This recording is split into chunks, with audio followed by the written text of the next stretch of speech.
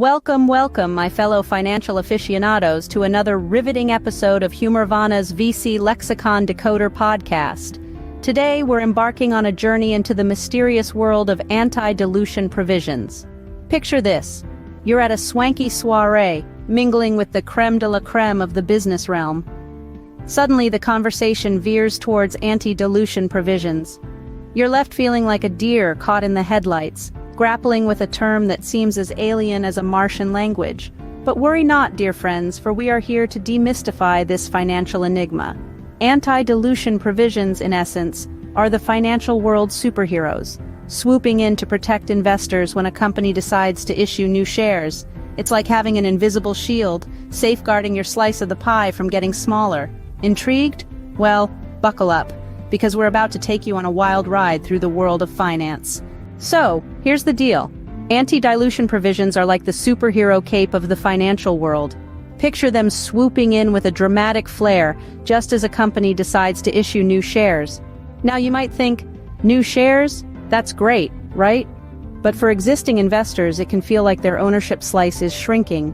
It's like watching your favorite dessert get smaller and smaller, and no one likes a disappearing dessert. But just when things start to look bleak, anti-dilution provisions leap into action.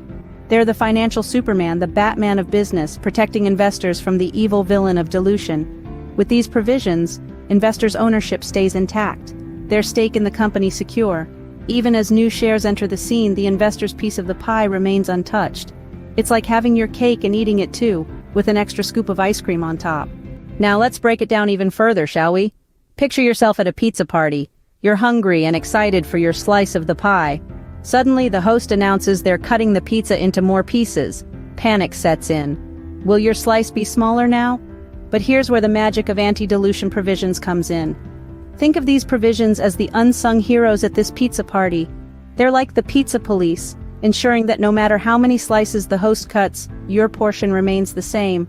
You still get a fair share of the pizza, irrespective of the number of slices.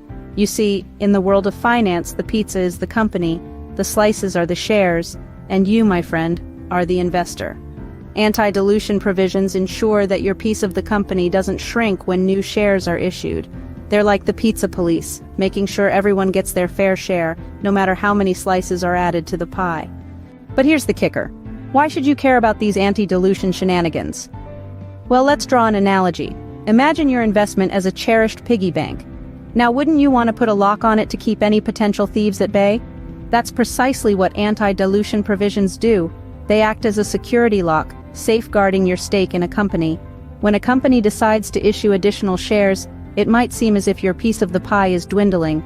But with anti-dilution provisions, you can rest assured that your share remains consistent. They ensure that your ownership percentage is not watered down, maintaining the value of your investment. In essence, anti-dilution provisions are about protection.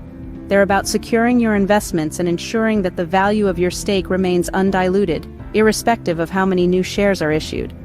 And hey, if all else fails, just think of them as the extra cheese on your pizza, because who doesn't love a little extra cheese? Thank you for tuning in to Humourvana's VC Lexicon Decoder podcast.